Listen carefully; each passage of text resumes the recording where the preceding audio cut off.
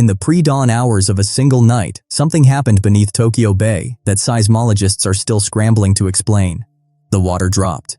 Not by inches, not from tide fluctuation or storm drainage or any of the ordinary explanations that scientists reach for first. 8 feet, nearly 2.5 meters of water depth, gone overnight, across a bay that stretches 30 kilometers from shore to shore. Tide gauges at Yokohama, Chiba, and the port of Tokyo itself all logged the same anomaly within minutes of each other. Instruments that have been recording tidal data for over a century had never, not once, captured a drawdown event at this scale, at this speed, in the absence of a preceding earthquake. That last detail is the part that should stop you cold. A sudden coastal drawdown is one of the most well-documented precursor signatures of an incoming tsunami. Every major seafloor displacement event, from the 2004 Indian Ocean catastrophe to the 2011 Tohoku disaster, was preceded or accompanied by water behaving in ways it shouldn't. The ocean pulling back, bays going quiet, harbors draining in ways that looked, to witnesses who didn't know what they were seeing, almost peaceful. But this time, the drawdown came first. No earthquake preceded it, at least none that registered on surface seismometers in the initial hours. What scientists found when they redirected deep ocean sonar arrays toward the bay floor is what has the geological community genuinely alarmed. The seafloor had shifted, and what it exposed, fault architecture that hadn't been visible to modern instrumentation before this event, may fundamentally change how we understand the seismic threat sitting directly beneath one of the most densely populated metropolitan areas on Earth. 37 million people live within the greater Tokyo metropolitan zone. Tonight, some of the ground they're standing on is behaving in ways nobody predicted. Let's talk about where we are, geographically and geologically, because the stakes here require full context. Tokyo Bay is a semi-enclosed body of water on the Pacific coast of Honshu, Japan's main island. It's roughly rectangular, about 30 kilometers north to south, 20 kilometers east to west at its widest, and it opens southward into the broader Sagami Bay and eventually the Philippine Sea. On its western shore sits Yokohama, Japan's second-largest city. On its northern edge, Tokyo itself. To the east, the Boso Peninsula of Chiba Prefecture, home to several million more residents, petrochemical infrastructure, and one of Asia's busiest container port systems. This isn't a remote bay. There's no version of a major geological event here that stays contained. The economic footprint concentrated around Tokyo Bay is staggering. The Port of Tokyo and the Port of Yokohama together process more annual cargo tonnage than any other port complex in Asia outside of Shanghai. Haneda International Airport sits on reclaimed land directly on the bay's western edge, elevation approximately 2 meters above current sea level. Narita, the region's second major international hub, is less than 60 kilometers inland. The combined GDP output of the Tokyo metropolitan area represents roughly 19% of Japan's entire national economy, which itself is the third largest economy in the world. What happens in Tokyo Bay doesn't stay in Tokyo Bay. Now, Japan is not a country that's unfamiliar with geological violence. The entire archipelago sits at the convergence of 4 tectonic plates: the Pacific Plate, the Philippine Sea Plate, the Eurasian Plate, and the North American Plate, depending on which tectonic model you're using. Japan experiences more seismic activity per square kilometer than almost any other nation on Earth. The Japanese Meteorological Agency catalogs thousands of earthquakes annually, most of them imperceptible without instruments. But the background tremor is constant. It never truly stops. But what makes the Tokyo Bay region specifically dangerous? What's made it the subject of catastrophic risk modeling by USGS international partners, by the University of Tokyo's Earthquake Research Institute, and by the Japanese government's own Central Disaster Management Council, isn't just the general seismicity. It's the specific fault geometry beneath the bay, and it's what this drawdown event may have just revealed about that geometry. Because prior to this, certain sections of the fault architecture beneath Tokyo Bay were considered, in scientific terms, relatively well mapped. Relatively. That word is doing a lot of heavy lifting right now. To understand what a bay-level drop of this magnitude actually means, what it tells us about the rock and the water and the pressure systems operating kilometers below the surface, you have to go back to the geology itself, and what's down there is genuinely unsettling once you see the full picture. The Sagami Troghs is the dominant geological feature governing seismic risk in the Tokyo region. It's a subduction zone. a place where the Philippine Sea Plate is sliding beneath the Eurasian Plate at a rate of approximately 2 to 3 centimeters per year. That sounds slow, and in human terms, it is. But tectonic stress doesn't release gradually and politely. It accumulates, it locks, and then, when the accumulated strain overcomes the frictional resistance holding two plates together, it releases, all at once, in events we experience as earthquakes. The Sagami Trough has done this before, catastrophically. We'll get to that history in a moment. But the Sagami Trough isn't the only fault system relevant to Tokyo Bay. Directly beneath the bay itself, a network of secondary and subsidiary faults branches off the main subduction interface. These are the faults that govern what geologists call shallow crustal seismicity. Earthquakes originating not from the deep plate interface 60 or 70 kilometers down, but from the upper crust, sometimes as shallow as 10 or 15 kilometers below the surface. Shallow earthquakes, for the same magnitude, generate far more intense ground shaking than deep ones, and far more efficient seafloor displacement, which is precisely what drives tsunamis. Now, here's where the overnight drawdown becomes scientifically critical. When the seafloor of a bay or coastal zone drops suddenly, when water depth increases dramatically without a corresponding earthquake signature, one of the explanations that fits the observational data is what researchers call aseismic slip. That's fault movement that occurs without generating the seismic waves we normally associate with earthquakes. Silent movement. The fault creeps, the seafloor shifts, and the only immediate evidence is the water responding to the change in the shape of the basin it's sitting in. Aseismic slip events aren't inherently catastrophic on their own, but they matter enormously as a diagnostic signal. Research published in journals including Nature Geoscience and the Journal of Geophysical Research over the past 15 years has increasingly documented the relationship between aseismic slip events and subsequent seismic ruptures on the same fault systems. In simplified terms, when a fault segment moves silently, it often transfers stress to adjacent locked segments. Those locked segments then become more likely to rupture seismically, sometimes within weeks, sometimes within years, sometimes within decades. The sonar imaging conducted after the drawdown event detected what appears to be fresh fault scarps, steps in the seafloor topography created by vertical fault displacement, in a section of the bay floor that previous bathymetric surveys had not resolved clearly. This could mean two things. Either the fault moved recently and created new topographic features, or the resolution of previous surveys was simply insufficient to capture features that were already there. Scientists are currently working to determine which explanation fits the data, and that distinction matters enormously for what comes next. What the new imaging also revealed is the apparent extent of a previously underestimated fault segment running roughly northeast to southwest beneath the central bay. Based on the preliminary length estimate, and these numbers are still being refined, this segment could be capable of generating a magnitude 7.0 to 7.3 earthquake if it were to rupture fully and simultaneously. At the depths involved, that kind of rupture would almost certainly generate seafloor displacement sufficient to produce a local tsunami. For Tokyo Bay specifically, tsunami modeling conducted by Yokohama National University researchers and published in 2021 suggests that a bay internal seismic source in that magnitude range could produce wave heights of 3 to 7 meters at coastal margins within 8 to 12 minutes of rupture. 8 to 12 minutes. That is not a comfortable evacuation window for the population density in question.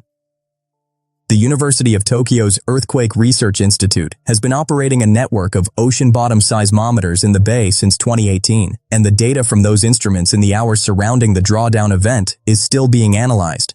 What researchers are looking for is evidence of microseismic clustering, tiny earthquakes too small to feel but significant as indicators of where stress is concentrating along the fault network. Early data reportedly shows elevated microseismicity in the northeastern sector of the bay, near the fault structures identified in the post-drawdown sonar imaging.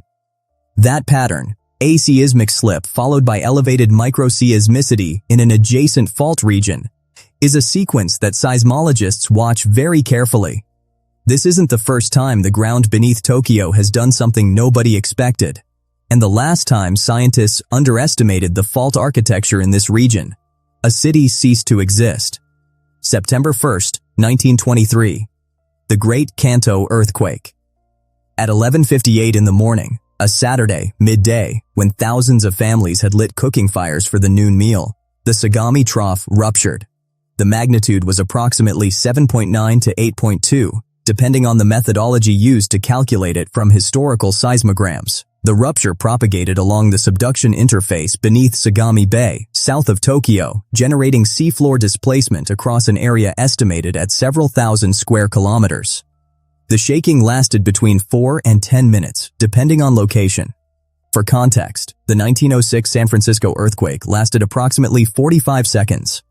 In Yokohama, the collapse was essentially instantaneous and total. Contemporary accounts describe brick buildings, the Western-style commercial and residential structures that had made Yokohama one of the most internationally cosmopolitan cities in Asia, simply folding into themselves. The fires that followed merged into a firestorm that burned for 2 days. Of the roughly 434,000 buildings in the Greater Kanto region, approximately 254,000 were destroyed by earthquake and fire combined.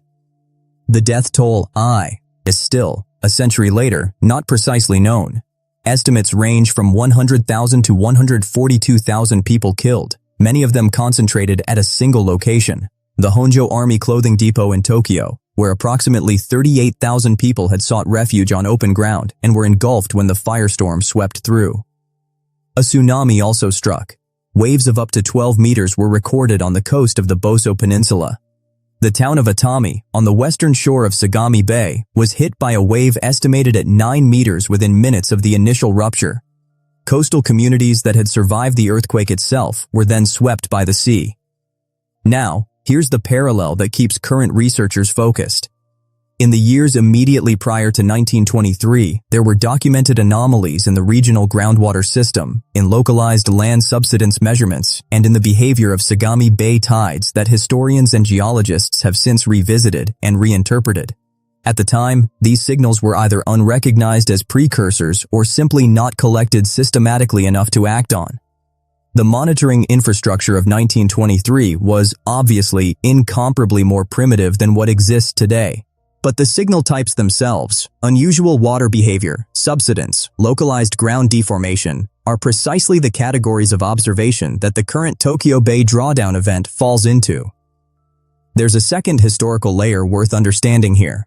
Paleoseismic research, the study of prehistoric earthquakes preserved in sedimentary records, coastal stratigraphy, and fault trenches, has identified at least 4 major rupture events on the Sagami Trough over the past 2,500 years, with recurrence intervals estimated at roughly 200 to 400 years. The 1923 event occurred approximately 270 years after the previous major Sagami rupture, the 1703 Genroku earthquake, which was itself estimated at magnitude 8.0 to 8.2 and generated tsunamis that killed thousands along the Kanto coast. We are now roughly 100 years past 1923. That's not a prediction. Earthquake recurrence intervals are statistical constructs with enormous uncertainty ranges. Geologists will be the first to tell you that overdue is a word that has to be used carefully because fault systems don't operate on human calendars. But it is context. And in the context of an overnight bay floor drawdown that has exposed previously uncharted fault architecture, it is context that deserves to be taken seriously. A researcher at the Disaster Prevention Research Institute at Kyoto University, speaking to the geological community at a conference in 2022, described the Kanto region as existing in what he called a period of elevated potential. Language carefully chosen to avoid alarmism while still conveying what the cumulative data suggested. That paper, and the models underlying it, were developed before the current event. Japan's monitoring infrastructure is, without question, the most sophisticated earthquake and tsunami early warning network ever built. But even that network has gaps, and the current event has exposed some of them. The Japan Meteorological Agency operates a nationwide seismic monitoring grid with over 4,000 seismometer stations. The Japan Agency for Marine Earth Science and Technology, JAMSTEC, maintains a deep ocean cable network called DONET, the Dense Ocean Floor Network System for Earthquakes and Tsunamis, that runs along the Nankai Trough and portions of the Pacific seafloor, providing real-time data on seafloor pressure, seismic activity, and temperature that can detect seafloor displacement events within seconds. The Cabinet Office's Cabinet Intelligence and Research Office coordinates between agencies for national-level disaster response, and Japan's Headquarters for Earthquake Research Promotion publishes annual probabilistic seismic hazard assessments that are among the most rigorously produced in the world.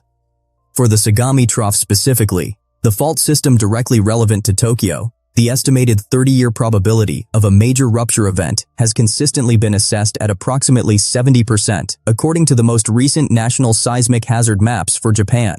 70% in 30 years. That is not a distant, abstract risk. That is a figure that actuaries, urban planners, and emergency managers treat as a near certainty on any meaningful planning horizon.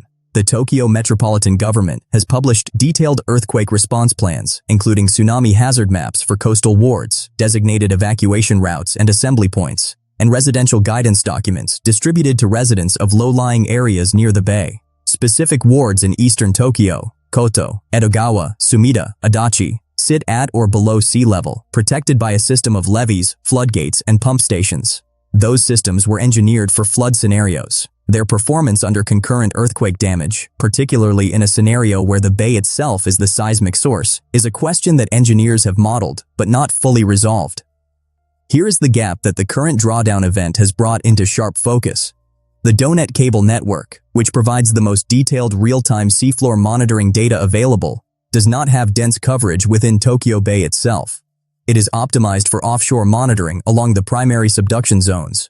The bay internal fault structures, the ones that the post-drawdown sonar imaging has now highlighted, fall in a region with comparatively limited instrumentation density on the seafloor. The ocean bottom seismometer network operated by the University of Tokyo provides some coverage. Coastal tide gauges detected the drawdown event, but the ability to resolve fine-scale fault behavior in real time for the specific structures now under scrutiny is more limited than scientists would want it to be given what the current data is suggesting. Researchers have been advocating for expanded bay internal monitoring infrastructure for several years. Funding has been allocated for a next-generation sensor deployment. That deployment is currently in progress, but it is not yet complete. The alert status in the region remains at the standard elevated monitoring level that is, in some sense, permanently in effect for the Tokyo seismic zone. There have been no official evacuation orders. The Japanese Meteorological Agency has issued advisories requesting heightened public awareness and asking coastal residents in the Kanto region to review their earthquake and tsunami preparedness plans. That's a measured, appropriate response to the available data. It is also, it's worth noting, a response that many residents in high-rise buildings in central Tokyo may not have paid close attention to. So what happens, in the conditional, modeled, scientific sense, if the fault system now exposed beneath Tokyo Bay activates in the near-term window that current stress models are pointing toward? Let's walk through it carefully, because the scenario has layers, and each layer compounds on the one before. In the immediate rupture scenario, a magnitude 7.0 to 7.3 event on the bay internal fault structure identified in the post-drawdown sonar imaging would generate peak ground accelerations in the 0.3 to 0.6 GIA range across much of the Tokyo and Yokohama urban areas. Buildings constructed to Japan's current seismic code, updated significantly after 1981 and again after 2000, would be expected to perform reasonably well at those accelerations, though not without damage. The critical vulnerability lies in the inventory of pre-1981 structures, particularly in the older residential and commercial districts of eastern Tokyo and central Yokohama. Japan's Ministry of Land, Infrastructure, Transport and Tourism has estimated that hundreds of thousands of buildings in the Tokyo metropolitan area still predate the 1981 seismic code revision. Some percentage of those would be expected to suffer severe damage or collapse in a direct scenario. But the tsunami component could potentially be far more consequential than the ground shaking. If seafloor displacement of the bay floor fault generates a local tsunami, and models suggest that a magnitude 7.0 or above bay internal event would likely do so, the arrival window at the coastal margins of the bay is 8 to 12 minutes, as mentioned earlier. That window exists in the middle of a ground shaking event, in a city where the shaking itself would be causing infrastructure disruption, communications disruption, and public fear. Coastal residents following the Japanese government's guidance know that they should begin vertical evacuation immediately upon feeling strong shaking. Whether the evacuation infrastructure, Stairwells, elevated roadways, designated vertical evacuation structures, remains accessible in the immediate post-shaking window is a function of structural performance that cannot be guaranteed in advance. The reclaimed land zones of eastern Tokyo present a specific secondary risk: liquefaction. When saturated, loosely consolidated fill material, the type used extensively in the decades-long reclamation of Tokyo Bay's western margins, experiences intense shaking. Itsu and lose its load-bearing capacity and behave temporarily like a liquid. Liquefaction could compromise the levee systems protecting below sea-level residential areas. It could damage the floodgate infrastructure designed to prevent bay water from inundating those areas during surge events. And it could undermine the foundations of critical infrastructure, including portions of Haneda Airport, which sits on reclaimed land at approximately 2 meters of elevation. Beyond the immediate zone, the cascading effects could extend considerably further. Japan's liquefied natural gas import infrastructure is heavily concentrated around Tokyo Bay. Petroleum tank farms line the bay's industrial waterfront in Chiba Prefecture. A compound scenario: shaking, tsunami, liquefaction, and fire. In an energy infrastructure zone of this density, would potentially create fuel supply disruption across the Kanto region for weeks or months. None of this is prediction. These are conditional modeling scenarios. The kind of stress test thinking that disaster preparedness planners and emergency management agencies use to identify gaps and prioritize investment. Scientists at JAMSTEC, at the University of Tokyo, and at international partner institutions, including the USGS and the British Geological Survey, have all contributed to the corpus of research that underlies these scenario models. They are not worst-case fantasies. They are calibrated assessments of physically plausible outcomes. What the overnight drawdown event has done, at minimum, is provide new observational data that will update those models. What it might have done is something researchers are working around the clock to determine. Here's what we actually know, sitting with all of this. Tokyo Bay dropped 8 feet overnight. The seafloor shifted in ways consistent with aseismic fault slip on a structure that previous surveys had not clearly resolved. Microseismic activity has elevated in the aftermath. Scientists are analyzing data in real time, and the full picture is still coming into focus. The monitoring infrastructure, while world-class, has acknowledged gaps in bay internal coverage precisely where the new fault structures have been identified. Japan's long-standing probabilistic assessment of major seismic risk for the Kanto region remains at 70% within 30 years, a figure that predates the current event and may be revised upward when current data is incorporated. That is what we know. What it means is what researchers are working to determine. But here's the thing about a threat at this scale, in a place this consequential to the global economy and to the lives of tens of millions of people. The value of knowing about it is not anxiety. The value is preparation. Japan has demonstrated, more than almost any other nation on Earth, that preparation works. Post-1981 seismic code buildings have saved countless lives. The 2011 Tohoku tsunami warning system, for all its documented inadequacies in the face of that event's precedented scale, still enabled hundreds of thousands of successful evacuations. The investment in monitoring, in modeling, in public education, in engineering standards, it is measurable in lives not lost. What the Tokyo Bay drawdown event should prompt, for residents of the Kanto region specifically, and for anyone watching from elsewhere who cares about understanding how our planet actually works, is a renewed engagement with what preparedness actually looks like. Know your elevation. Know your evacuation routes. Have the emergency kit. Have the conversation with your family about what you do when the ground starts shaking and you have 8 minutes before the water comes. The planet's crust is not static. It never has been. It is a dynamic system under enormous stress, releasing energy in patterns that we understand better every year but cannot predict with the precision we'd want.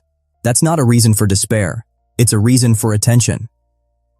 In the coming weeks, as researchers continue to analyze the seafloor sonar data, the ocean bottom seismometer records, and the tide gauge archives from the drawdown event, we'll know considerably more about what the bay floor is doing and what it's likely to do next. That analysis will be worth watching closely. Because what lies beneath Tokyo Bay may have just told us something important. Whether we were listening carefully enough, that's on us. If you want to understand the adjacent threat, the one scientists are calling potentially the larger risk, the Nankai Trough scenario to the southwest, and what its activation could mean in a cascading sequence with Sagami. That's where this story goes next. It is a deeply alarming picture, and it deserves the same careful attention. Subscribe if you want to follow this as it develops. Drop a comment below, particularly if you're based in Japan, particularly if you work in geology or emergency management, because the perspectives from people on the ground and in the field genuinely inform how these stories get told. Share this with someone who lives in a coastal zone and hasn't thought about this recently. And stay curious. The Earth is always talking. The question is whether we're paying attention.